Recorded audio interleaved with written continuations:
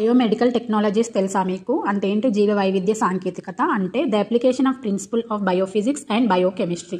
ఇక్కడ చూడండి, బయోమెడికల్ అన్నాము అంటే అప్లికేషన్ ప్రిన్సిపల్స్ని బయోఫిజిక్స్ అండ్ బయోకెమిస్ట్రీ ద్వారా స్టడీ చేయడము అనమాట. ఏంటి? కొన్ని బయోకి సంబంధించినటువంటి ఆస్పెక్ట్స్ని స్టడీ చేయడము, వేటి ద్వారా? బయోఫిజిక్స్ అండ్ బయోకెమిస్ట్రీ సిద్ధాంతాల ద్వారా స్టడీ చేయడము. Okay, biophysics, biochemistry, biological aspects అంటే ఈ మెథడ్స్ ద్వారా బయాలజికల్ ఆస్పెక్ట్స్ని స్టడీ చేయడమే బయోమెడికల్ టెక్నాలజీ అని అంటున్నారనమాట.